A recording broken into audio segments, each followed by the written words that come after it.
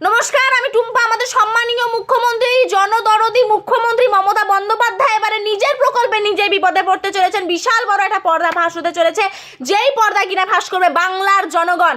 এতদিন ধরে যে ভিডিও অফিসে, গ্রাম পঞ্চায়েত অফিসে কেন্দ্র সরকার রাজ্য সরকারের টাকাগুলো এসেছে জনগণের স্বার্থে, সেই টাকাগুলোর যে সদ্ব্যবহার হয়নি, সেই টাকাগুলো যে চলে গেছে টিএমসি নেতাদের পকেটে, তার একমাত্র প্রমাণ হচ্ছে আমাদের রাজ্যের মুখ্যমন্ত্রী মমতা বন্দ্যোপাধ্যায়।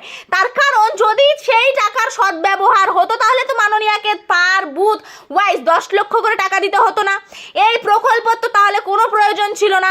উনি জানেন যে সেই টাকাগুলো সঠিক জায়গায় ব্যবহার হয়নি, সেই টাকাগুলো চলে গেছে তার দলের নেতাদের পকেটে। তাই তো বলি, আমাদের এখানকার নেতারা আমি দেখি এখানে বসে আড্ডা মারে, ওখানে বসে আড্ডা মারে, পারলে একে ধমকি দেয়, সে তাকে ধমকি দেয়, আর কোনো কাজই করে না। তাহলে এত বড় বড় বিল্ডিং এরা বানায় এটা কি করে? এই হচ্ছে তার আসল রহস্য। আর কি মনে হয় মাননীয়া, আপনি লক্ষ্মীর ভান্ডারে 500 টাকা থেকে লাভ মেরে একেবারে আমার পাড়া আমার সমাধানের 10 লক্ষ টাকা এসেছেন, তাতে কি আপনার সিংহাসনটা বেঁচে যাবে? কাঁচ কলা বাঁচবে। এই প্রকল্পই আপনার থেকে আপনার সিংহাসন ছিনিয়ে নেবে। এখন মজার বিষয় হচ্ছে একটাই, যে এই 10 লক্ষ টাকা যে কোথায় কি খরচ হবে না হবে সেই নিয়ে প্রত্যেক পাড়ায় পাড়ায় বৈঠক হচ্ছে, মানে মিটিং হচ্ছে।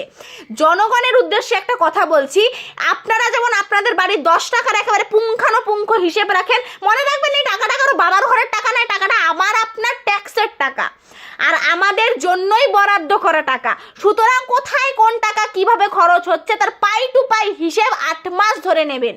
তারপর বিচার করবেন যে কতটা দুর্নীতি, মানে দুর্নীতির পার্সেন্টেজটা ঠিক কতটা আমাদের বাংলায়, সেটা আপনারাই হিসেব করবেন।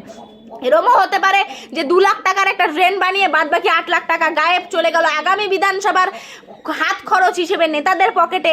আবার এমনও হতে পারে যে 3 লাখ টাকার একটা রাস্তা বাদ বাকি 7 লাখ টাকা নেই, 10টা সোলার বাদ বাকি টাকা নেই। সুতরাং 10 লাখ টাকার থেকে 1 টাকার হিসেব আপনারা পুঙ্খানুপুঙ্খভাবে নেবেন যে কোথাকার টাকা কোথায় গেল। আর এতদিন ধরে যে টাকাগুলো জিপিতে, মানে গ্রাম পঞ্চায়েত অফিসার ভিডিও অফিসে এসেছে লক্ষ লক্ষ কোটি কোটি টাকা, সেই টাকাগুলো গেল তো গেল কোথায়?